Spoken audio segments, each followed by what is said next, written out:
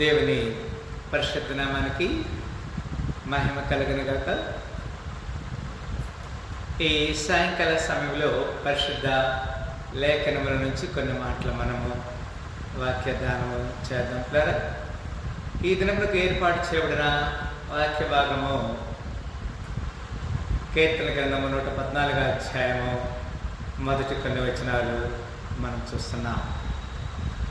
ఐగుప్తులో నుండి ఇశ్రాయేలు అన్య భాష గల జనుల నుండి యాకోబు బయలు వెళ్ళినప్పుడు అని చెప్తున్నాడు. దీని మీనింగ్ మనకు అర్థం కావాలి కదా. వాస్తవానికి యాకోబు తన కుమారుడైనటువంటి యోసేపు విషయమై ఐగుప్తు దేశంలో దేవుని ప్రణాళిక చొప్పున పిలువబడ్డాడు. ఈ పిలువబడినటువంటి ఆ ఐగుప్తు దేశంలో అన్య భాష ఉన్నది అనే మాటని మనం చూడగలుగుతున్నాం. ఈ ఐగుప్తు దేశంలో నుంచి దేవుడు యాకోబుని ఇశ్రాయేలుగా పేరు మార్చి గొప్ప జనాముగా చేసి వారిని సొంత దేశానికి లేకపోతే వాగ్దాన దేశానికి నడిపించిన క్రమాన్ని మనం చూడగలుగుతున్నాం. అందుకే అక్కడ అంటాడు, ఎక్కడ ఆ సొంత దేశము సొంత ప్రణాళిక అంటే యోధా దేశం లేకపోతే ఇశ్రాయేలు రాజ్యం. ఆ రెండు మాటలను అక్కడ దేవుడు ధృవీకరిస్తున్నాడు. 2వ వచనంలో యూదా ఆయనకు పరిశుద్ధ స్థలమాయను, ఇశ్రాయేలు ఆయనకు రాజ్యమాయను. ఇది మనందరం కూడా అర్థం చేసుకోవటువంటి ఒక చక్కని భాగ్యము పిల్లరా. యూదా గురించి మాట్లాడుతున్నాడు, ఇశ్రాయేలు గురించి మాట్లాడుతున్నాడు. ఇజ్రాయేలు దేశం, డొమినియన్ లేకపోతే kingdom. Israel his dominion or kingdom. Judah is his holy sanctuary. ఇది చాలా ప్రణాళిక చొప్పున వాగ్దానం చొప్పున దేవుని చేత జరిగిన క్రమాన్ని మనం చూడగలుగుతున్నాం. పిల్లరా, సముద్రము దాన్ని చూసి పారిపోయిన, యోర్దాను నది వెనుకకు మళ్ళెను అంటాడు. ఈ విషయంలో కూడా దేవుడు తన కృపను మనకిస్తా ఉన్నాడు. సముద్రము దాన్ని చూసి పారిపోయింది. ఎక్కడికి పారిపోయింది సముద్రము? ఎర్ర సముద్రం కదండి. యోర్దాను నది వెనుక 2 సముద్రాల గురించి ఇక్కడ చెప్తున్నాడు. సముద్రం అంటే ఎర్ర సముద్రం. ఎర్ర సముద్రము నీ ఆజ్ఞ మేరకు రహదారిగా మారగా, దాటిరే నీ చెనులో బహుక్షేమముగా. ఈ విషయాన్ని మనం గమనించాలి. సముద్రము దానిని చూసి పారిపోయాను, యోర్దాను నది వెనుకకు మళ్ళాను. యోర్దాను నది దగ్గరికి వచ్చినప్పుడు ఇశ్రాయేలీలు 12 గోత్రాల వారు మందసాన్ని మోసుకుంటూ ఆ యోర్దాను నదిలో కాళ్ళు పెట్టిన వెంటనే అక్కడ ఆ యోర్దాను నది ఆగిపోయింది. దేవుని నమ్మిన బిడ్డలకి ఆపద వచ్చినప్పుడు లేకపోతే ముందు ఏదైనా శోధన వచ్చినప్పుడు, శోధనలో ఆపదలో దేవుడు తోడుగా ఉంటున్నాడు కదా. కొండలు పొట్టేళ్ల వరను, గుట్టలు గొర్రె పిల్లల వరను గంతులు వేసిన అంటున్నాడు. ఇది కూడా చాలా ప్రాముఖ్యమైన విషయం. కొండలు పొట్టేళ్ల వలె ఉంటాయని చెప్తున్నాడు కదా. ఇది ఎంతవరకు మనుషులకి సాధ్యం అంటే ఇది impossible task, but it is possible with God. దేవునికి సమస్యను సాధ్యమే. కొండలు పొట్టేళ్ల వరను, గుట్టలు గొర్రె పిల్లల వరను గంతులు వేసినని చెప్తున్నాడు. అంత మాత్రమే కాదు, సముద్రమా నీవు పారిపోవుటకు నీకేమి తటస్థించినది, యోర్దాను నీవు వెనుకకు మరటకు నీకేమి తటస్థించినది. ఈ విషయాన్ని కూడా దేవుడు మనతో హెచ్చరిక చేస్తున్నాడు కదా. Why it could happens. ఇది ఎట్లా జరుగుతుంది అంటే, ఎందుకు ఎర్ర సముద్రం ఆగిపోయింది, అయితే యోర్దాను ఎందుకు వెనక మళ్ళామంటే, అది తన యందు భయభక్తులు గల భక్తుల్ని, తన యందు విశ్వాసించినటువంటి ప్రియ బిడ్డల్ని విడిపించడానికి దేవుడే ఆ క్రియ చేశాడు అనేది ఇక్కడ మనకి స్పష్టమవుతుంది.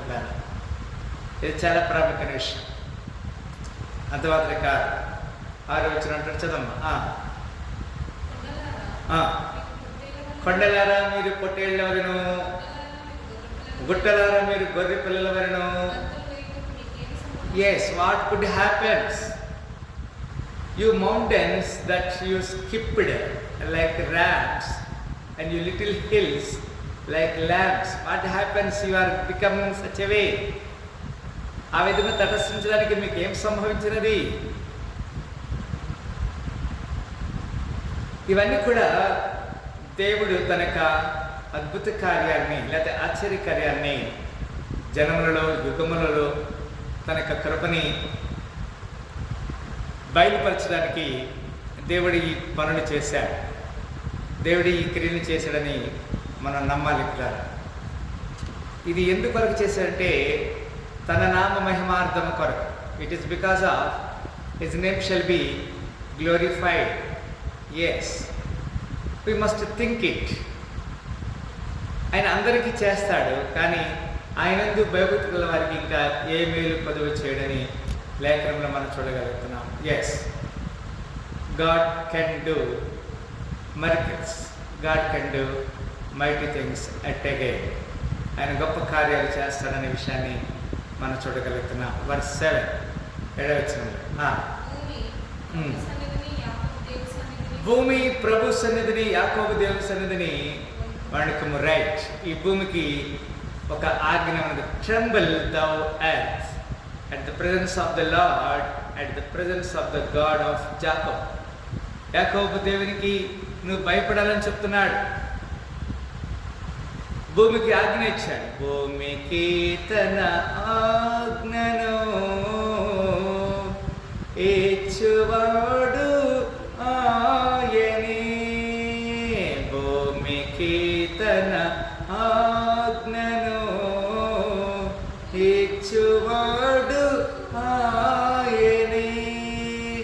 ఏకముగను దేవుని స్తుతులతో కీర్తించుడి.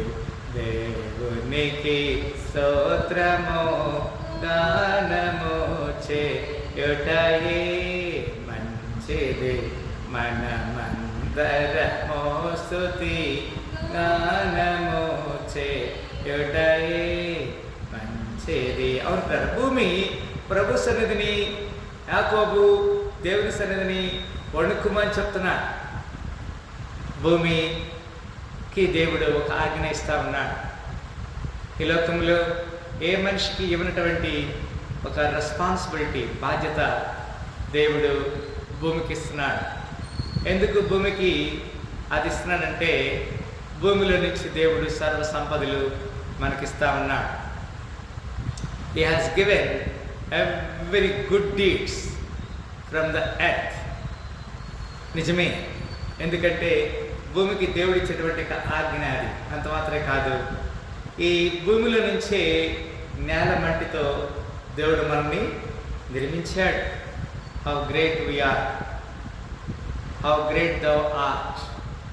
దేవుడు మనల్ని నిర్మించిన క్రమాన్ని చూసినప్పుడు the earth will be tremble, వణుకురాలి కదా. యాకోబు దేవుని సన్నిధిని అది వణకాలని లేఖనం ద్వారా దేవుడు మనల్ని హెచ్చరిక చేస్తున్నాడు. దేవుని చిత్తము ఆ విధంగా నెరవేర్చబడబోతుంది. భూమిలో నుంచే దేవుడు ఆహార పదార్థాన్ని ఇచ్చాడు. భూమిలో నుంచే దేవుడు మనిషికి సృష్టించాడు. ఈ భూమికి ఒక ఆజ్ఞ ఇస్తున్నాడు. ఒక దినమున ఈ భూమి ఆకాశము మిక్కటమైనటువంటి వేండ్రంతో లయమైపోతుందని కూడా లేఖనం ద్వారా దేవుడు మనల్ని హెచ్చరిక చేస్తూ ఉన్నాడు. అంత మాత్రమే కాదు, ఇంకొక మాట కూడా 8వ వచనం మనం చూడగలుగుతున్నాం. 8వ వచనం ఏమన్నాడమ్మా? ఆయన బండను నీటి మడుగుగాను. ఇది చాలా ప్రాముఖ్య విషయం. ఆయన బండను నీటి మడుగుగాను, చుకుముకి రాతి బండను నీటి ఊటలుగాను చేయవాలి. ఇది చాలా ప్రాముఖ్యమైన విషయం. ఎందుకంటే దేవుడు బండ నుంచి నీటిని పంపించాడు కదా. చుకుముకి రాతి బండ నుండి నీటి ఓటలను పంపించాడు. భూమిలో నుంచి ఆహారాన్ని ఇచ్చాడు. బండలో నుంచి దేవుడు చక్కని నీటినిచ్చాడు కదా, దాహాన్ని ఇచ్చాడు. ఈ భూమి వణుకుతుందని చెప్తున్నాడు. మనము బండనికి అనగా క్రీస్తుని బండ మీద మనం కట్టబడుతున్నాము.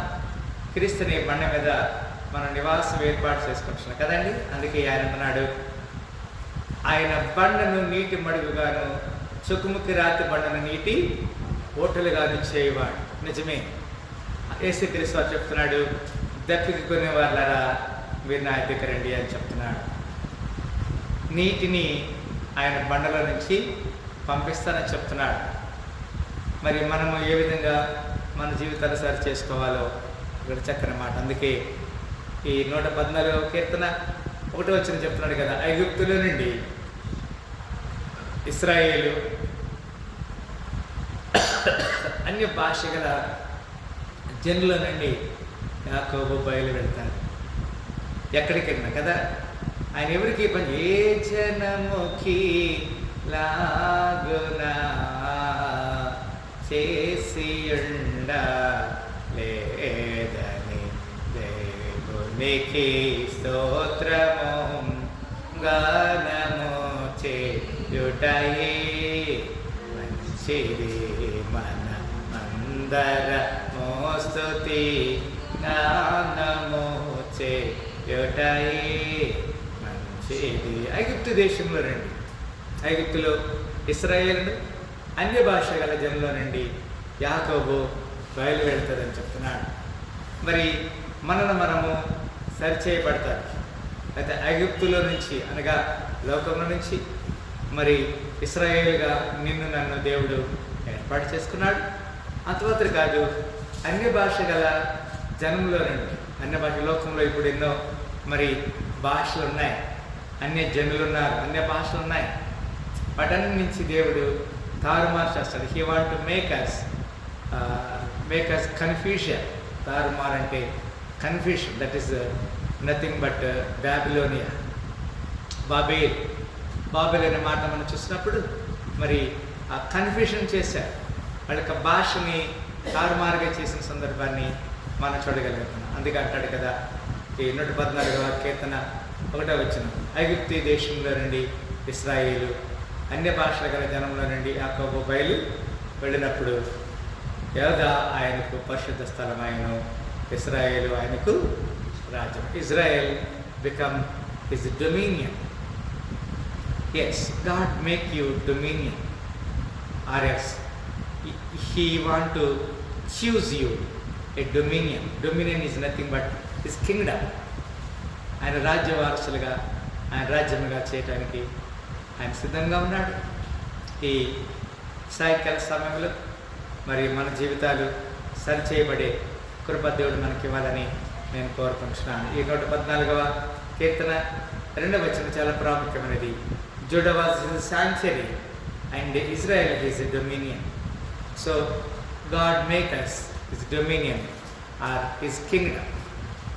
As long as you faithful him, ఆయన యందు నువ్వు నమ్మిక ఉంచిన కారణాన్ని బట్టి దేవుడు నిన్ను తనకు రాజ్యంగా చేస్తాడు.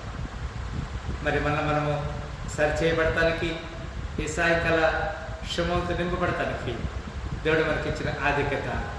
God want to make you his kingdom or his dominion. మరి మనము సరిచేయబడ్డాం.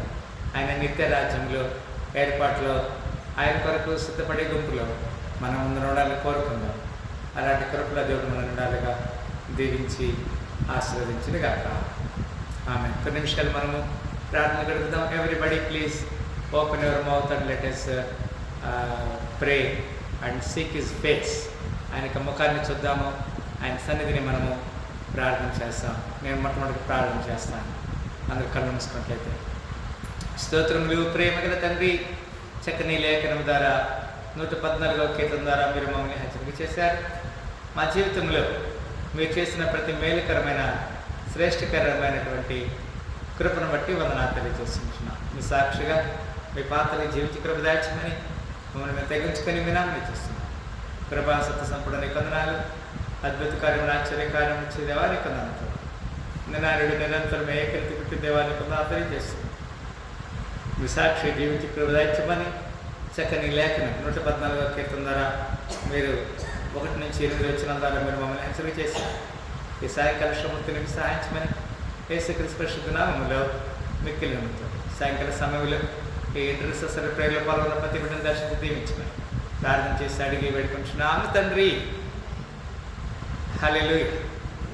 దేవుడు మరి సాయంకాల శుభములతో ఈ ఉపవాస కొడుకుల్లో మనందరికీ తోడుగొట్టు దీవించి ఆశ్రయించునుగాక.